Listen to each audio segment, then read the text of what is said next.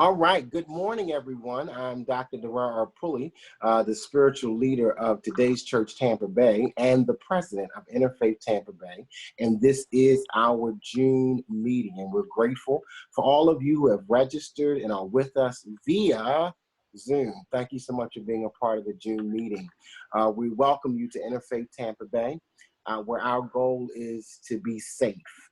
That is our current thrust. That's our focus, for everyone to be safe, and especially with all that is going on in our world with social unrest, racial tension, financial upheaval, and political controversies. We are definitely creating a safe place. And SAFE is an acronym. The S is for support. We're here to support each other because we're doing so much good stuff in the community. And instead of duplicating efforts, we are here to support one another. We're also here to advocate, which is the A, to advocate for people who are not able to advocate for themselves. And we fellowship. And we're grateful for the technology and for Claudia putting this together for us to be able to fellowship, to be able to be together with one heart and one mind via Zoom. We normally do that over food in a restaurant, but we're having virtual breakfast today. And the E in SAFE is for educate. We're here to learn because when we learn, we grow. And as we learn more about the various faith traditions that people observe, the various spiritual communities that people engage in, we better understand them and we better understand ourselves, and we're able to better understand each other and have peace in our world. So I'm going to begin with some brief. Well, he does it. Okay, so if you're, we're going to mute anyone that's not speaking, Claudia, if we could mute them. And we're just going to take a moment and open with some breathing exercises, and Reverend Martha will close us, will close us out in prayer. But we're going to begin with just inviting you to take a moment to just breathe. To take a deep, conscious, cleansing breath, to hold it, and to release. To breathe in again, to hold it, and to let it go. To inhale deeply, hold it, and exhale slowly. And as we begin today's meeting, focusing on our breath, the breath of life, the unity of spirit, the equality of all, peace, understanding, relationship, and rapport. We set a positive intention for this meeting, and knowing that all are welcome. It is in the name of all that is good, of all that is love, all that is joy, all that is peace, that we say it is so, and so it is, and so we let it be. Thank you, thank you, thank you. Good morning again, and welcome to the June meeting of Interfaith Tampa-Bay. I'm the president, Derar Pulley, and we're glad that you have joined us today. We're going to start with greetings and introductions. So if you can just unmute yourself just for a second and just tell us who you are, and let us all welcome you. Again, it's so good to be together. Since we can't physically touch each other, we can certainly greet one another. And I'm going to ask that when a person says that they are, that we all just give them a wave as a point of connection and contact. All right? Who's going to be first? I'll be first. Good morning, everyone. Again, I'm Shay Smith with Raise the Bar St. Pete. Hey, Shay, come on, everybody, give Shay a wave. Send her some love and light her way. Yes. All right. Thank you, everyone. Good morning. Good morning. Tell us who you are. I'm Phil Miller Evans. All right, and you are representing Phil? I'm with Adam at Circle of Faith. All right, wonderful. Let's give Phil some love. We're waving to you. We're sending you love and hearts, Phil. All right, who's next? I'm Father Victor Ray from St. Teresa of Calcutta. Yes. Yay. Welcome, Father Victor. He had a birthday recently. Let's send him some love. Yesterday, yes. Yeah, yeah. Do. Who else we got with us today? Deacon Mark Victor from St. Teresa's also. Hey, Deacon. All right, Deacon. Come on, let's give Deacon some love. Yes, welcome. Glad to have you with us this morning. I'm feeling the love. I'm feeling the peace and the joy. Who else we got with us? Hey, I'm Claudia McIver. I'm from St. Mary, Our Lady of Grace Catholic Church. Come on, let's give Claudia a wave Hey, and send Claudia. some love her way. Yes, yes. Wonderful. I'm feeling the good vibrations. Who else we got with us this morning? Wow. I'm new to from today's church. Why don't you Look go like- first? Lottie, you go first. Hi, good morning. My name is Lottie Cuthbertson. I'm actually with the organization, professional nursing organization. It's Black Nurses Rock. We're volunteers, and we volunteer in our most vulnerable community. I'm also a member of Fifth Avenue Church of Christ, and I'm a 15-year faith community nurse with Bay Care. Is this your first time at Interfaith Tampa Bay? Yes, first time, not caller, but first time member. Yay. Yes. So we're going to give her a hand. We're going to clap our hands and welcome you. We love to have new members. We love to have new people with us. So thank you so much for being with us. Who else we got in the room, in the Zoom room? Zoom. Who else we got? We got Marilyn. Marilyn was trying to get in there before. Go ahead, Marilyn. I'm Sean Potter from today's church. Hey, let's give Marilyn a wave and send Marilyn some love. Welcome, welcome. All right, who else is in the room? Who's in the room? I can go, Sarah. And I'm not affiliated with any institution, but I'm a Jewish pagan. Okay. All right, welcome, Hey, welcome. Glad to have you with us. Is this your first time? No, you've been here before. No, didn't you? I have been at the restaurant before, yeah. Yes, it's good to see your smiling face this morning. Thank you. Who else we got with us? I think Sarah was trying to get a word in. Sarah, you go. I'm Sarah Pattison. I am Muslim, and I'm affiliated with whatever mosque is closest to me at that particular moment in my life. Right? Yes, and you've been with us a couple months, so we're sending you love. Yep. We're waving the positive energy to you. Absolutely. Thanks. All right, who else we got with us? Hi, Sharon, this is Sharon Cook. I don't know if you can hear me. Yes, We can hear you, Sharon. Yes. I tried We're- on the internet, but it hadn't gotten the new link yet. Maybe I'll go back. My phone has the new link. Okay, try again. You can log out and log back in. And Sharon, tell us where you're from. I know where you're from. First Church of Christ Scientist. Yes, let's give Sharon Cook some love. Yes, long-time member. Who else we got in the room? Mary Ann, I finally got in. Very good. And who are you with, Marianne? The Quakers. Yes, Marianne, Yay. thank you.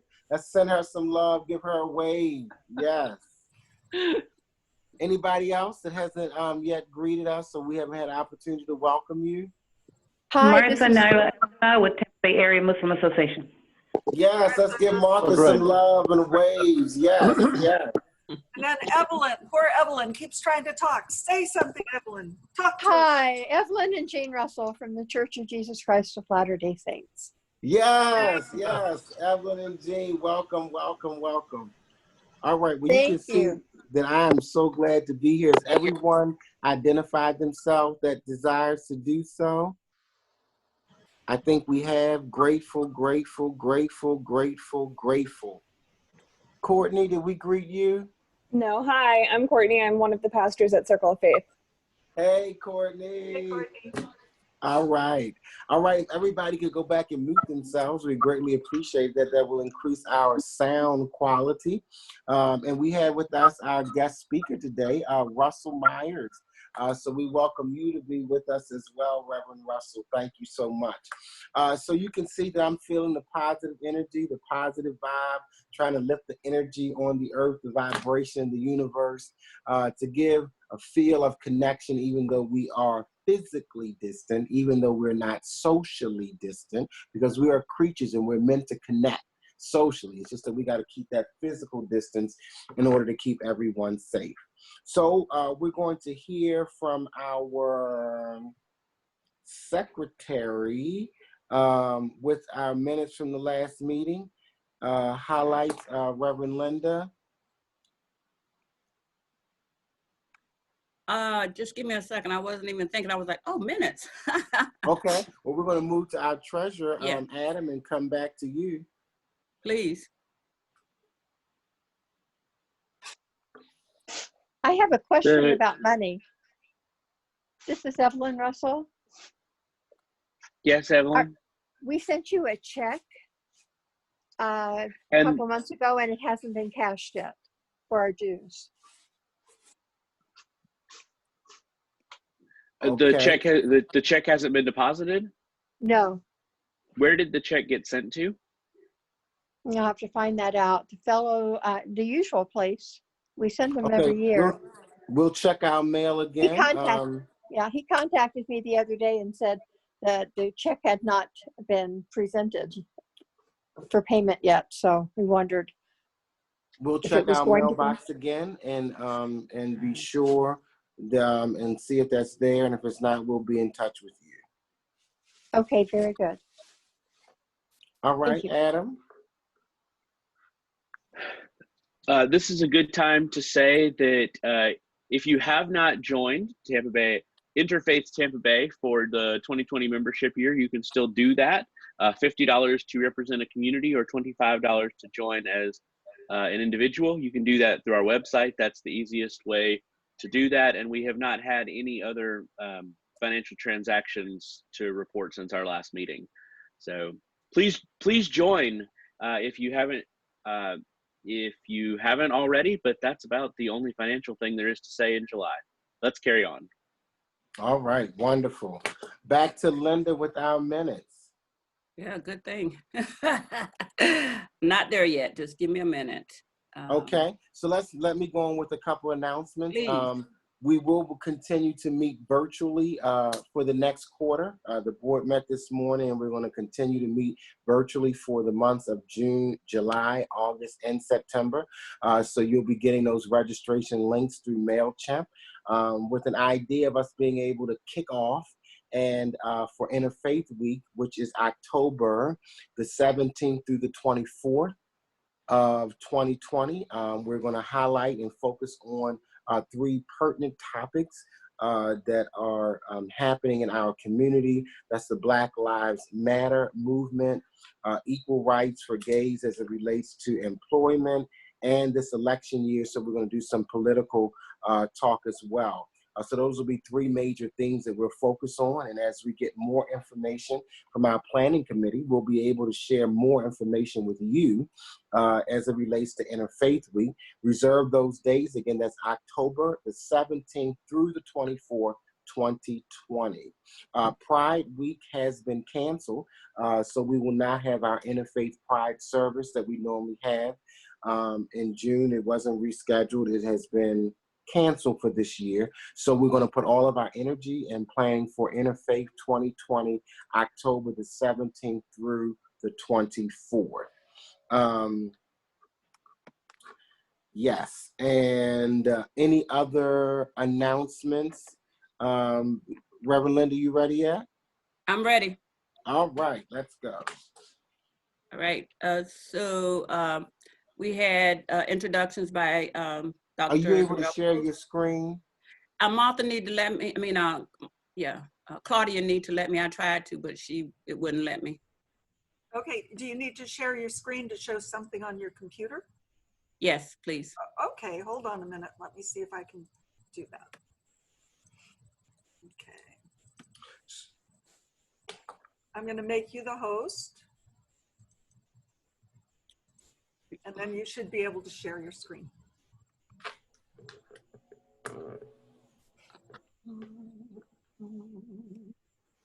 Well,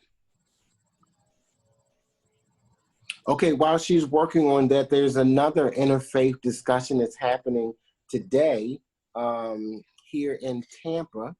You can also do it virtually. Rory Kaplan is hosting it today here in Tampa, and we're going to put a link in the dialogue so that you can connect with that virtually. If you're not in the city of Tampa, it's going to start right at 10 o'clock as soon as this meeting is over. So I'm going to be running there as soon as this meeting is over. All right, and Linda is sharing her screen with our minutes. okay, so introductions, announcement that Martha, her husband had passed away and wanted to bless her and her family. We had a prayer. We had our spiritual exercise by Reverend Martha Stilson. The minutes from April were approved. The financial report, basically, Adam reported that there was no transactions during this time, and we voted to remove Joran Oplett from the fiduciary concerns for interfaith. Basically, that was it. And now the fiduciary people for the Interfaith Tampa-Bay is Reverend Dr. Pulley, the president, Adam Gray, the treasurer, and Reverend Linda McLeod as the secretary. And the meeting event was that we introduced Police Chief Anthony Holloway, and that was fun. I could see it. And he gave us his email. If you're not part of the regular calls that they do, you can send an email and you can be on that mailing list. We had a great discussion, and then we had the Zoom announcements. And the meeting was adjourned at 10 o'clock. Okay, if you're done sharing your screen, can you give me back, make me the host again?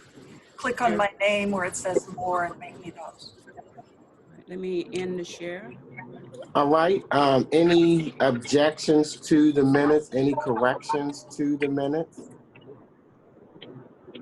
If not, by consensus, we're going to accept the minutes as they have been presented. Just looks like regular stuff happening. All right, and so we're going to have our Vice President, Imam Ali, to introduce our guest speaker for today. And if you are not speaking, we're going to ask that you would mute yourself to increase our sound quality. All right, Ali, Imam. Is Ali still with us? I think he is, but let me see, he might be muted. Give me a second. Yeah, let me unmute him. Okay, Ali, go ahead, sorry. Okay, good morning, everybody. God, peace be with you. I'm Abdul Kareem Ali, and I serve as president of Tampa-Bay Area Muslim Association, and I also serve as vice president of Interfaith Tampa-Bay. We are very honored today to have as our guest speaker, friend, my brother, Reverend Dr.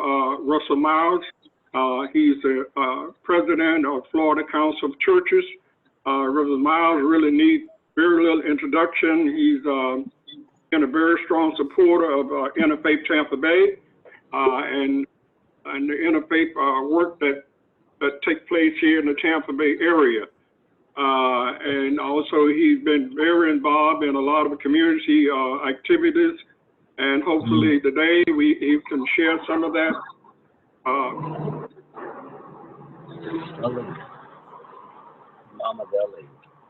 Making the city of St. Petersburg a city of peace, a city of compassion, and Reverend Miles is really kind of helping to spearhead that effort. And I would strongly recommend that, you know, we join in with him to make the city, in light of what is taking place and locally throughout the country and the world, we certainly can, and there's a need for it to become peaceful, compassionate, and kind and loving towards one another. So without further ado, it's my honor to introduce our keynote speaker today, my friend and my brother, Reverend Dr. Russell Miles. Welcome. Amen. And Reverend is going to give us a presentation for about 20 minutes, and that'll give us a chance to do our announcements and our closing. Thank you so much, Reverend Meyer, for being with us today. It's a pleasure to be with you. Thank you, my brother Ali and Dr. Pulley. So before I get started, I want to pause for a moment of silence for the victims of the Pulse, the martyrs of Mother Emanuel, and for those who died in the massacre in Tulsa 100 years ago.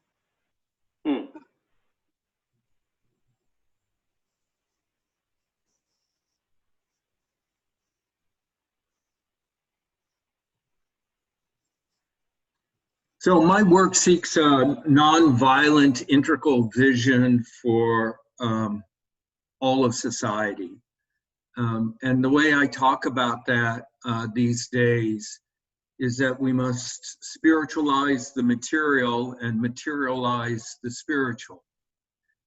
We've lived for far too long with a dichotomy, a separation, a disjointedness between our spiritual realities and our material possessions. And that disjuncture has a real course of history behind it, but we're now at a moment of consciousness globally where we must be able to reintegrate the fullness of our human being with the environment that is absolutely essential for our life and the life of the whole biosystem. So if you can, let your imaginations run with that phrase, spiritualize the material and materialize the spiritual. You can let everything else I say pass with the evening daylight. So I do want to tell you a little bit about the framework that we work from the Florida Council of Churches. I always get introduced as the president. The president is Dr. Raymond Johnson, who is the coordinator of the Cooperative Baptist Fellowship of Florida. I am the executive director. The difference is he volunteers and I get a stipend. So I'd rather be the executive than the president. I'm just saying. Our work in the Florida Council of Churches, in the week of the election of 2016,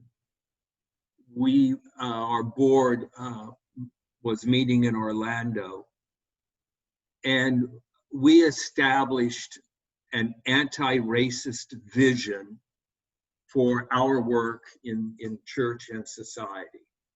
And so all the work that we do is dedicated toward trying to live out, to figure out, to nurture, to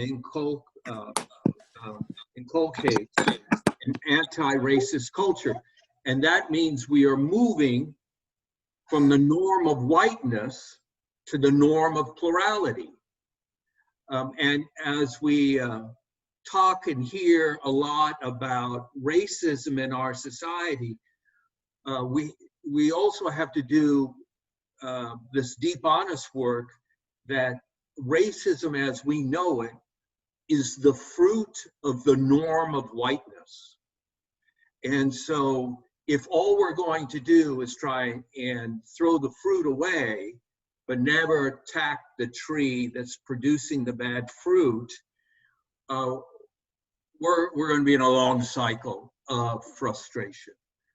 And that's really incumbent upon the dominant parts of society to take a deep introspective work of what whiteness norms are for them, and how much those whiteness norms are dependent upon violence, inequity, and injustice. And they do not name our deep identity or our deep heritage. They are a choice, and it's a bad choice. And so as we work for an anti-racist culture, then we also, particularly in what's called the white church or white society, we have to, I like to say, de-whiteify. So a process of de-whiteification. Along that way, then, we will move away from privileged futures to a shared future. When we look at the history of Florida and the United States, that history has always projected different sets of futures, futures that are highly privileged and futures that are deeply disadvantaged, depending on who you are in society, often based upon pigmentation. So we're about how do we create an inclusive vision for a shared future in which all Floridians thrive. And that has never existed in Florida since the doctrine of discovery landed on the shores of St. Petersburg. And so when we talk about this shared future, we have to be very clear that nobody's excluded from it, and that there are real structures of preference and privilege across all of society, policies, practices, and laws and regulations that make the future an impossible outcome for many people and a rich opportunity for some. So we believe that our religious resources, the Christian story of death and redemption, are powerful in being able to reshape the narrative of the culture. So it's about a shared future rather than a competitive, opportunistic, preferential future for some.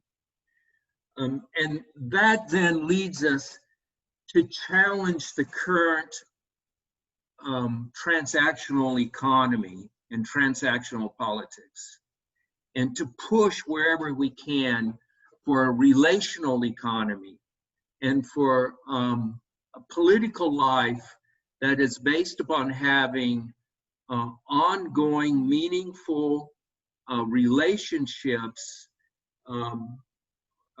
throughout society on a vertical level, from the neighborhood all the way up to the state house.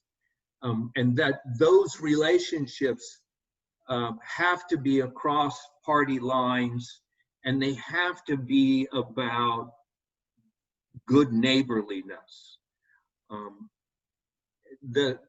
The fundamental truth across all religious perspectives is the golden rule. And we need an economy that's based on the golden rule. And so let me just say a word about the work that we have done with the city of St. Petersburg about becoming a city of compassion and a city of international peace.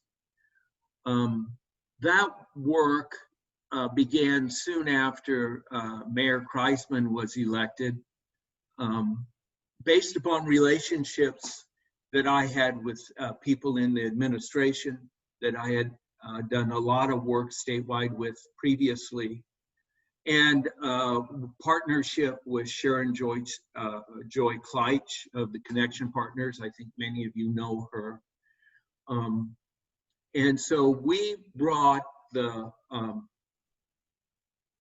Charter of Compassion Karen Armstrong's work globally to the city and push them to really declare city of St. Petersburg as a city of compassion.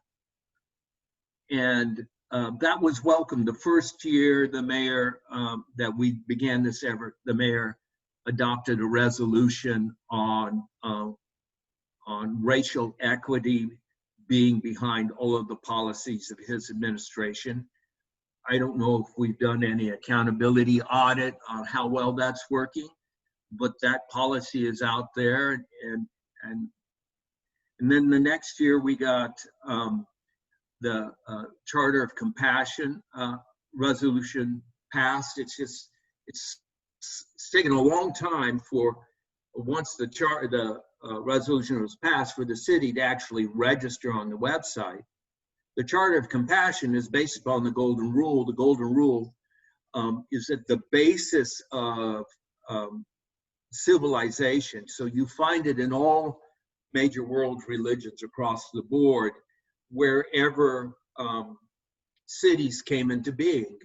Once we left our sort of familiar tribal clannish setting and we gathered into metropolitan areas, into cities, we had to know whether or not the person who was living in close proximity to us was friend or foe. And if we challenged everybody as foe, that would simply mean chaos and social unrest, civil unrest. So the Golden Rule emerges everywhere, almost simultaneously, wherever cities are formed, because it's the only way we can live together with people who don't come from our family. We have to extend the trust that you mean well for me and I mean well for you. And so therefore, all of our policy ought to be built upon that. But it's been difficult moving that forward into meaningful action in the city because transactional politics are the rule of the day, and the Golden Rule is part of the relational economy, always has been. That's why it got jettisoned for so long. So we're working, we have some money in the city budget that we're trying to get released. We want to train 40 to 50 people to be World Cafe facilitators. We have a plan that we introduced in 2018, September 2018, to the city that would have trained 5,000 people, roughly estimated, if we had done it last year, in empathetic listening. And I just imagine if we had been able to do that before the current affairs fell down, how different the streets of St. Petersburg would be today if we had trained 5,000 people in empathetic listening, and to move away from transactional politics to relational economies. Then the International City of Peace came into being. Here I have to lift up my twin brother, Imam Aski Muhammad Akil. We always introduce each other as our twin brothers. We have the same father, though we have different mothers, right? And so we've worked very hard on this vision of peace. The International Cities of Peace is a UN program. It's meant to declare cities that were based in peace and wanted peaceful relations with other nations, et cetera, et cetera. And so we're continuing to work that out, what that might mean. International Peace Day is September 21st, and I hope that we can look at some meaningful activity, what that would look like. In all of these things, in working with the city, what we see as we go up in introducing the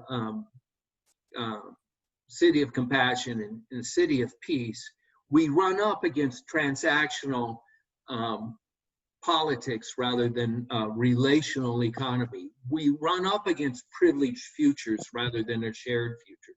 We run up against whiteness norms rather than an anti-racist culture. There's just so much education and work that we have to do.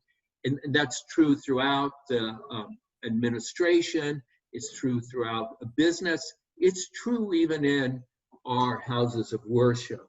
It's just so much part of the air. Currently, we're heavily supportive of the current protests across the state of Florida and nationally. We do not call them civil unrest. We do not call them social unrest. We call them civic duty, the sacred civic duty embedded in the First Amendment for us to peacefully assemble and present our grievances whenever our government exceeds its authority and uses force against the population. It is our civic duty to stand up and with every civic means possible to object to the excessive use of force in any way it's applied. And so what's happening now, in my mind, is civic duty. It is not social unrest.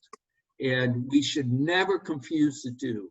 People should be on the streets or writing letters or making phone calls and eventually voting to say that the government's use of excessive force invalidates its authority. It must not do that. That is what created this country. It's at the bedrock of the Constitution, and we must insist on it. Along that line, we've called for, we're fully supportive of a statement that the African Methodist Episcopal Church put out that includes defunding the police and having a freedom summer and beginning to work on voting and the other things. And the Florida Council of Churches has listed 3 things that our local and state governments can do to address the legitimate concerns of the citizens of the state of Florida. One is mayors need to cross the thin blue line and discipline strongly any law enforcement officer who commits a human rights violation. No questions about it. Mayors have to come out and cross the thin blue line and saying, this will not be tolerated in our jurisdictions. City councils, county commissions must build budgets that mandate de-escalation training and non-violent intervention programs and require them successful completion for promotion in law enforcement. So if you don't know how to cool down a situation without a firearm, you don't need to be in command.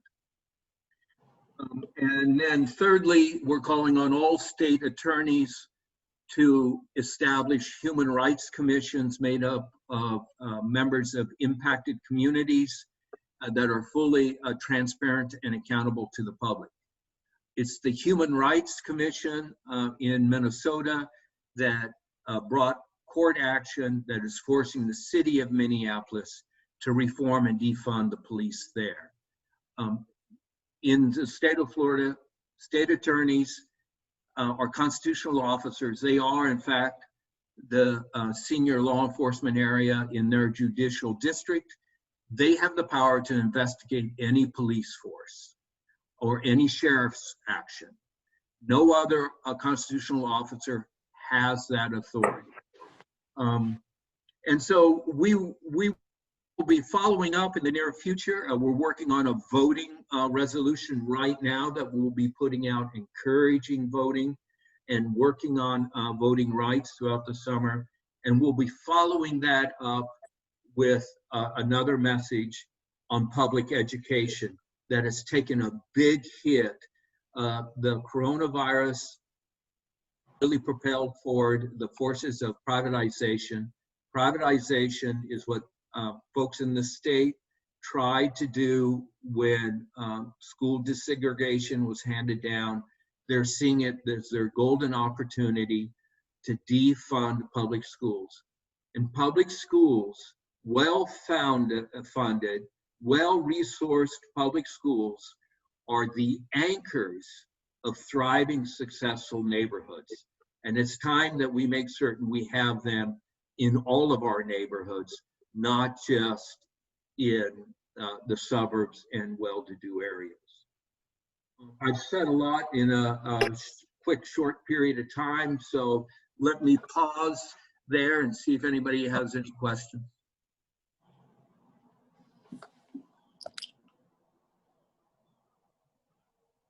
I guess the best way to do that is to put it in the chat room so that we can see it. People can raise their hand. Is that correct, Claudia? If they. Yeah, I put us on the view where everybody can see everybody. If you are on the computer, if you're on the phone, why don't we all just unmute ourselves? But okay. If you want to talk, raise your hand, put it in the chat window. I can't raise my hand. This is Martha Nyla. Martha, why don't you go first then with your question? Okay. And good morning, Reverend Russell Myers. This is Martha Nyla Abdullah from Tampa-Bay Area Muslim Association. And I'll quickly say, everything you laid out, I want to know if you're able to, I'll connect with you later. Inshallah, this is an ongoing or an extension of what we're doing this morning. If I may connect with you, that we may have even a wider audience, as you said, international. Please. Yes, of course, Martha. Let me just say, I'm very involved in the Black Lives Matter Tampa protests. I work very closely with the core group, particularly helping with anti-racism framing. Okay. Russell, all right, thank you. I'll be connecting with you. Would you give us your email address or how you prefer to be contacted? I'll put it in the chat window. Russell. I'll put my email in the chat room. Thank you.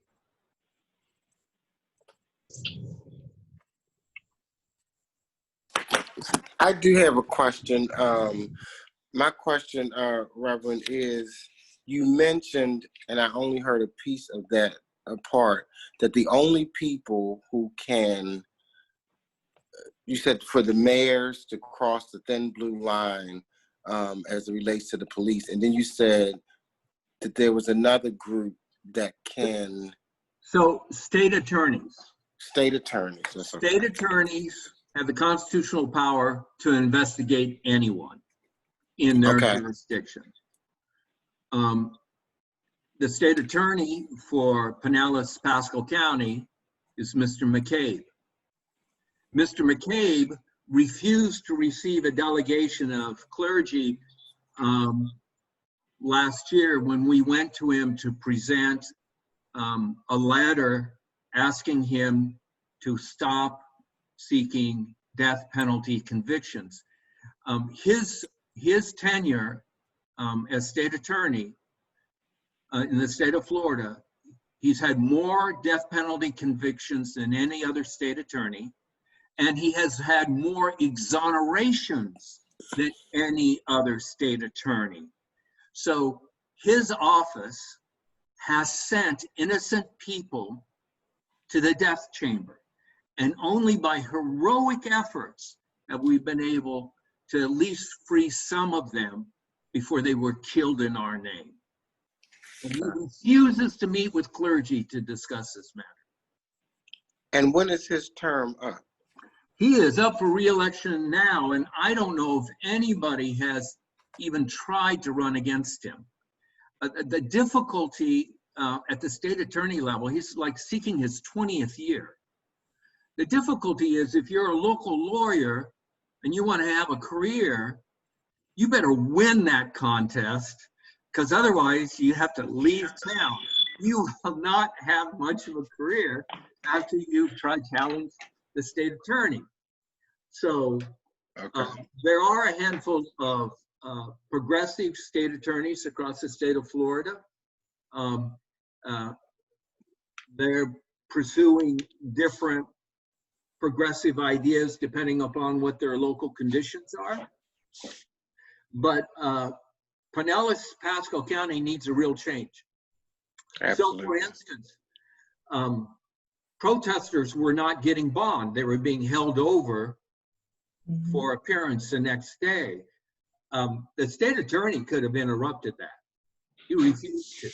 The sheriff was doing that to keep people off the street, right? To keep people from expressing the First Amendment rights. In Hillsborough County, State Attorney Andrew Warren just said, I'm dropping all charges against protesters. I'm not pursuing First Amendment cases. This is nuts, right?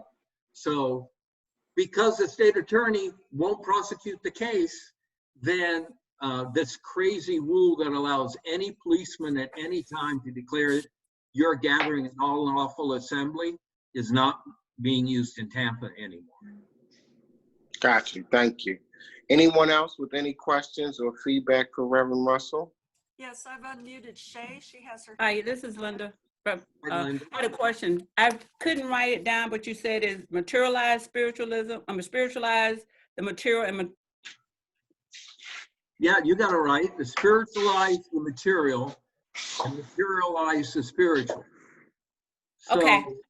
Yeah, I mean, I can say more about that if I wish. Well, my question really is concerned with, you know, I grew up traditional, and you know, I try to practice my faith, and how are we working with the churches, you know, the different faith churches to come to one that we're all trying to find the same thing. When you go to this church on Sunday morning, they're preaching this and they're preaching this. In a sense, it's kind of like, for me, sometimes it's like, if you're not exactly like me, and if you don't practice faith exactly like I am, then you're not part of the process, and we diss you. So how are you as a faith community coming together to, I heard you say, kind of what I think is centralize the basic faith principles so that we can all love each other, no matter what faith we practice? Right, so it really, it's based on the golden rule. Our board, when we came to our anti-racist vision, stumbled on, and I say that because it wasn't planned, we stumbled on a very deep conversation over the Lord's Prayer. And the Lord's Prayer is non-sectarian, right? And we worked through that place by place, phrase by phrase. And we came to the conclusion that whether we were historic Protestant churches that draw our lineage back to Europe, or were historic African American churches that draw our lineage out of the experience of the Middle Passage and slavery, and the forced baptisms in Ghana before he got on the ship, and that we had this prayer. We all say this prayer, right? So the disciples asked Jesus, teach us to pray the way you pray. And so this is what he taught us, right? Your will be done on earth as in heaven, right? Spiritualize the material, materialize the spiritual.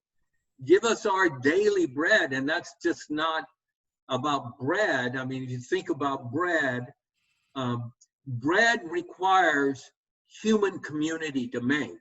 I don't know if you've ever tried to grind a big millstone by yourself.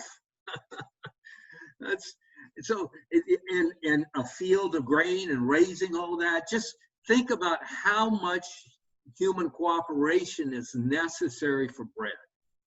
And that then expands to what does it take for us to have what the resources we need so we and our families and our community thrive.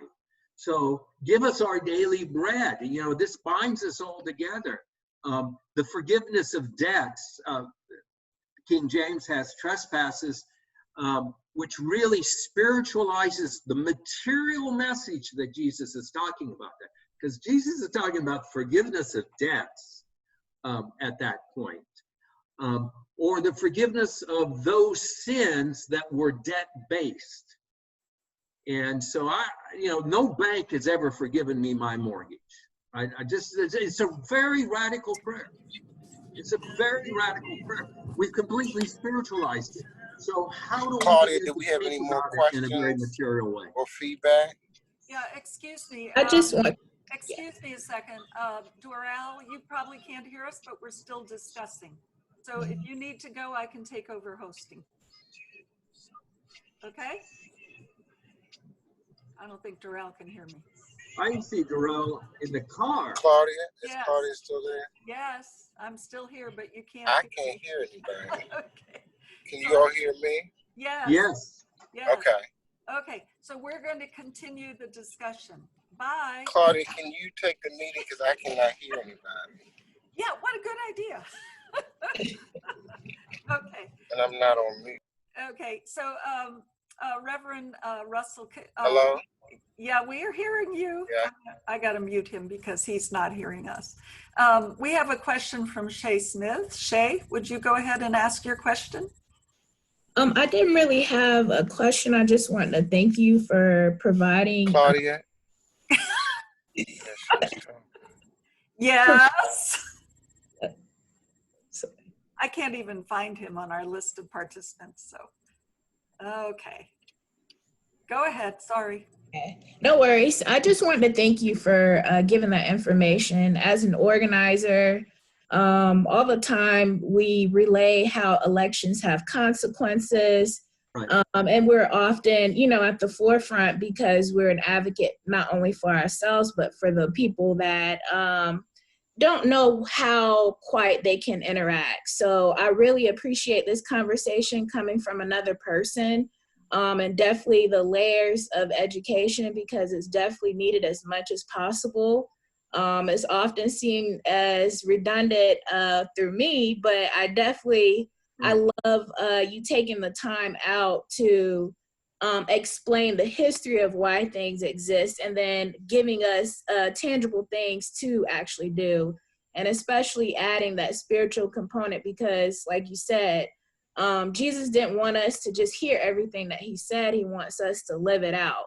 And that causes us to be uncomfortable and definitely go out to the masses and be that representative. So I really appreciate taking your time, and I definitely would like to connect with you at a later time. So thank you very much. Thank you, Jay. Let me just say that in our voting work, one of the pieces that I heavily teach is that when you don't vote, you make yourself invisible. A lot of people want to argue about, wow, there are no good candidates and all that. I get that. You're absolutely right. I have to vote for, a fool every time I go to the ballot box, right? Pick your fool. They're in both parties. It doesn't matter. I think you're foolish to put your life out before the world and say, make me your leader, right? Leadership doesn't work that way. But we're in an ego-driven society and etc. All that's beside the point. The way our politics work is that if your precinct has low turnout numbers, you are invisible to the political process, simply invisible. You cannot change a politician, and you do not contribute to make politicians. So you are invisible. Yeah, they'll do a drive-by campaign, which is the same as drive-by shooting. There's no difference. Just people die a little bit longer down the road rather than immediately. If we don't have high turnout in our precincts, the politicians ignore what the needs are for the resources of that precinct. And so people have to vote. They've got to make certain that their precinct numbers have a high percentage, over 25%. When their precinct has real numbers, then politicians take their needs seriously. We're in a transactional economy. And so you now present real danger if you're ignored. If you don't vote, you're invisible. You do not exist politically. Wish we could get that message out to everyone. In fact, if you would like to write a little article following up on this, I'd be happy to press it out to all of our membership and beyond. We have about 300 people that we reach. Thanks, Bobby. I keep praying every night, Lord, give me time to write. Yeah. It doesn't have to be long. So I wanted to, we have a lot of people who are on the phone and can't see the chat box. So if you need to reach Reverend Russell Meyer, his email is rmeyer@floridachurches.org. That's rmeyer@floridachurches.org. And we're so honored to have you here today. I would say we have about 5 more minutes for this meeting. Is there anyone who has any other final questions or announcements to make? We have 2 big announcements in the chat window. Anybody else have an announcement to make? Unmute yourself or raise. I would just like to quickly add too, it's not enough to just vote ourselves, to actually take the time out and call or take another person with us makes a tremendous difference. There's been so many statistics laid out for that, but literally if you were to ever research any election and you look at the total turnout, it's like less than probably 15% of the total amount of voters. And then when you look at the difference between the percentages of how the person won is often by, a few hundred. So if we as a group all invited just 3 people, like we could literally change that vote. And I don't mean to be so passionate about it, but it literally is the lifeline of the community. Like it really makes a difference. So I do challenge everyone, especially this year and always, every election is local, whether we realize it or not, to do that extra thing. Like we all are people of faith, and we should definitely be reflective to see how we can actually make a difference in that. So thank you. That's my last comment. Amen. Yeah, amen. Voting is like intimate love. It's always better with another. Okay, I'm going to invite you, if you can, to look at your chat window and scroll back to the beginning. The first event that we want to announce is tomorrow. Now, Saturday is World Refugee Day, but tomorrow there is a virtual event. You have to register in advance. And I personally want to invite you to this. I'm involved with refugee ministry in my church. This is an amazing group of people of courage, and you will really enjoy hearing their stories. So if you'd like to join that, the link is in your chat box. And if you can't access your chat box, you can email me, claudiamciver@gmail.com, and I'll send it to you. Then the second announcement is I think that Doral's on his way to this right now, that today there's an event, a live and virtual event at Christ Fellowship Church. The link is in the chat box and the address is in the chat box. I don't really know too much other than that. Is anybody else here involved and would like to tell us what that event is about? Probably Doral would if I hadn't. Well, I can just say a word about it. Thank you. Because yes.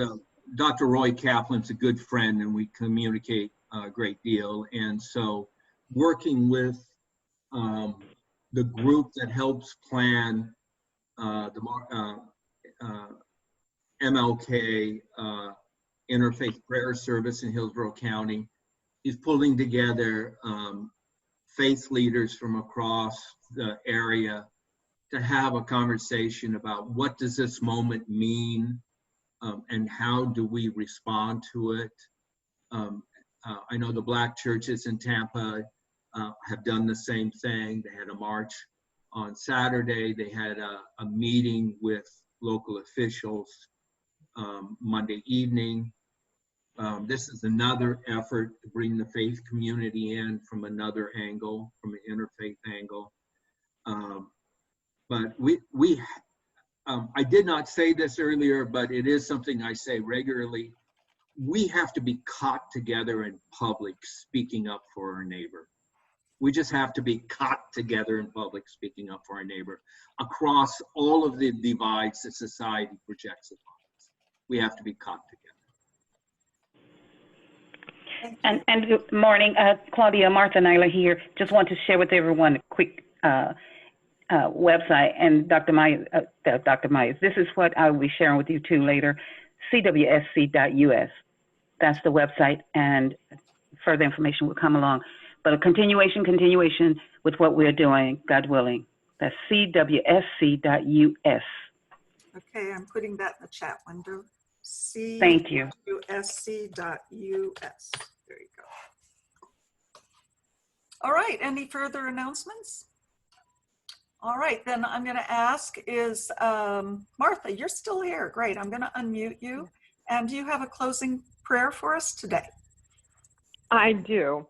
I would like to invite everyone here, as we have joined in our virtual world, to thank one another for participating and reach back to your physical space and feel the position your body is in, and take a minute to be glad to be there and happy to be beginning the rest of your day, and to look outward with the continued sense of the unity that our interfaith meeting has brought, and that Reverend Myers has so beautifully communicated with us. I'd like to thank everyone on the planet who has a spiritual reality and is inclusive of all of us. And to that I say, amen. Amen. Now, I will be happy to stay on for a few more minutes if you have a need of clarification or questions. But at this time, you're free to go. And Russell, thank you so much for being with us today. Everybody virtually clap for Russell. Yay. Yay. We hope to see you soon in the future. All right, I'm going to stop the recording and you may